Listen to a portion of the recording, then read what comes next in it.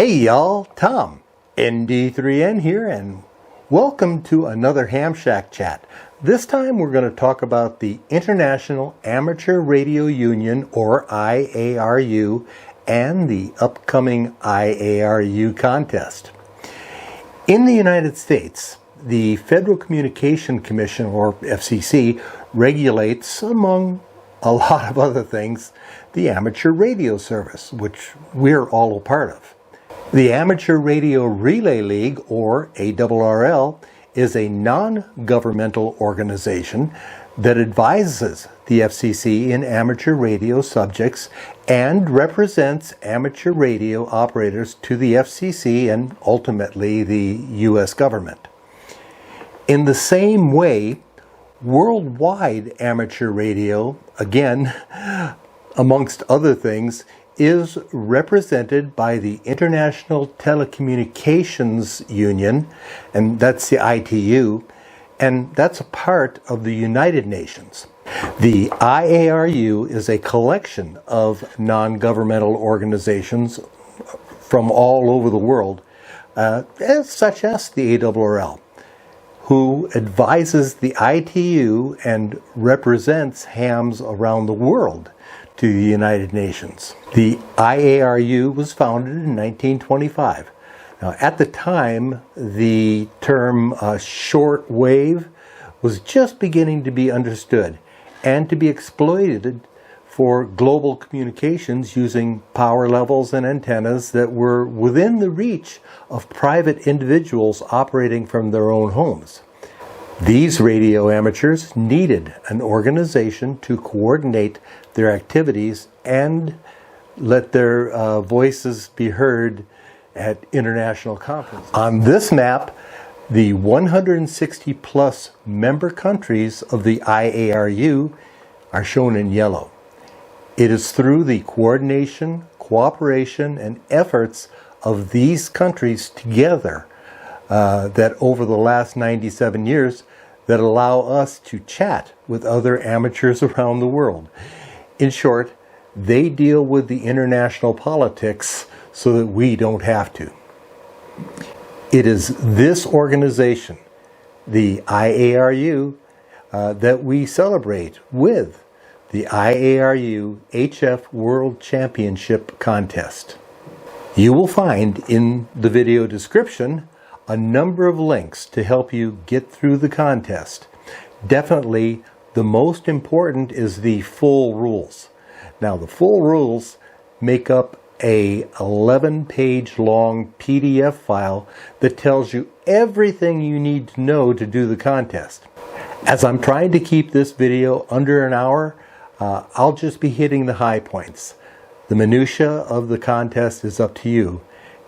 So go read those rules.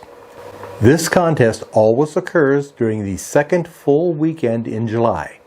It begins at 1200 or noon UTC on Saturday and goes through 11:59, again noon UTC on Sunday. This makes it a 24-hour long contest, and you may operate the entire 24 hours regardless of your entry category. Activity is only on the 160, 80, 40, 20, 15, and 10 meter bands using the SSB phone and or CW modes.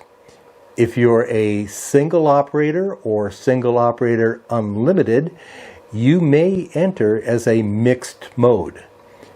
You can also enter CW only or phone only. Multi-operator stations may only enter as mixed mode. As the name implies, a single operator has one person performing all the operating and logging functions during the contest. The only difference between the single operator and the single operator unlimited categories is that the unlimited operators may use spotting assistance. Single operators may enter as a QRP station using 5 watts peak envelope power or PEP or less.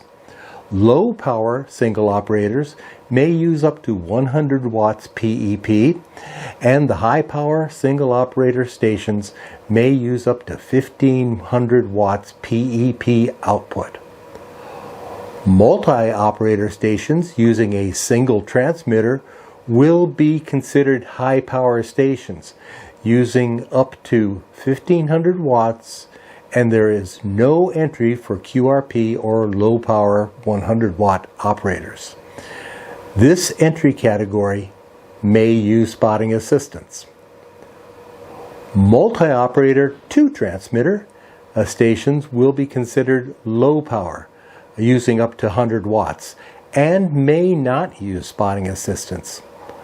Multi-2 stations may not have multiple signals on the same band at the same time, regardless of category or mode.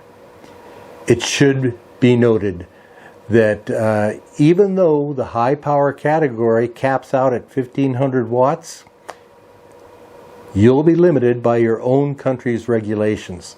Now, this goes especially for our friends in the UK and the Commonwealth, so therein, where your maximum power allowed is 400 watts.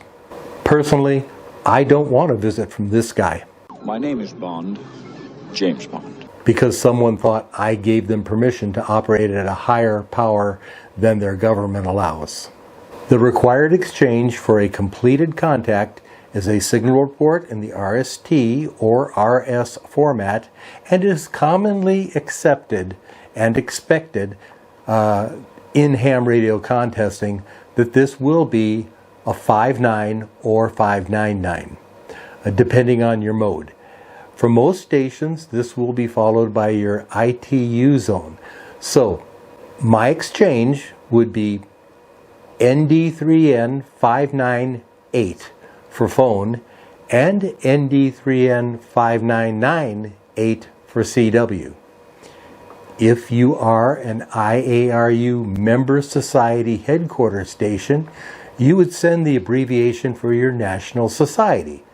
For the United States, the headquarters station of our member society is WAW, and they would send 599 ARRL or 59 ARRL.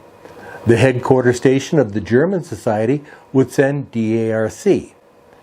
The IARU headquarters station at the UN, NU1AW, sends IARU.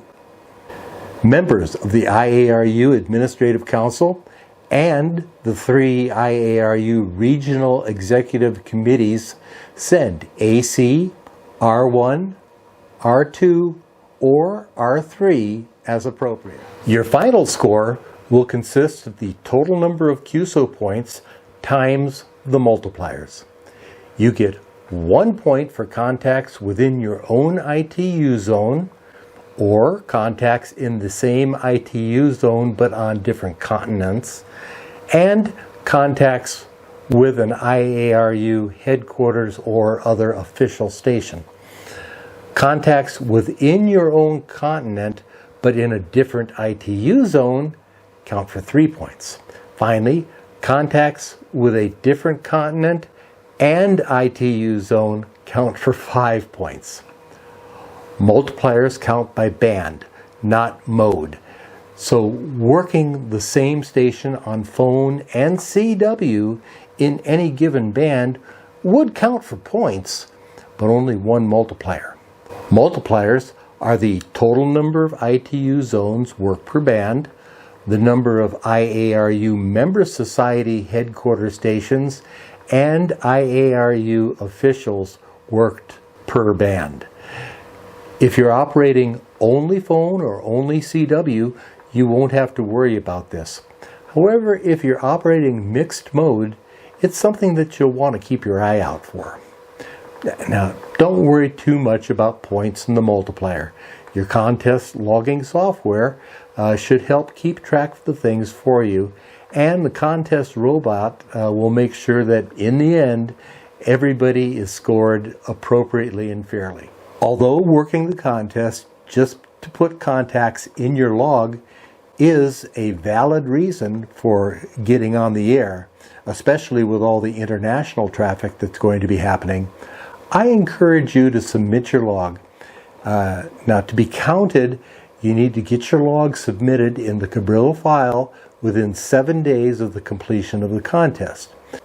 The link to submit your log is in the video description, and information on how to submit your log on paper is in the full rules, which is also in the video description. I hope you've enjoyed our little ham shack chat about the International Amateur Radio Union IARU HF World Championship contest. Please take a moment to give me a like. Please like me. Please. By popping that thumbs up icon. Please share this content. What about sharing? With your friends and compatriots. If you have any questions about this contest, please post them down in the comments. Questions? Comments? Along with your final scores, if you please. And finally, please consider subscribing to this channel. Sorry, you already subscribed. I certainly do appreciate it. Here is a general video about contesting that you might want to watch. Yeah, I'll give you a minor rant warning on that one. 73. Until the next, hey y'all, I'm Tom, ND3N, and I am out.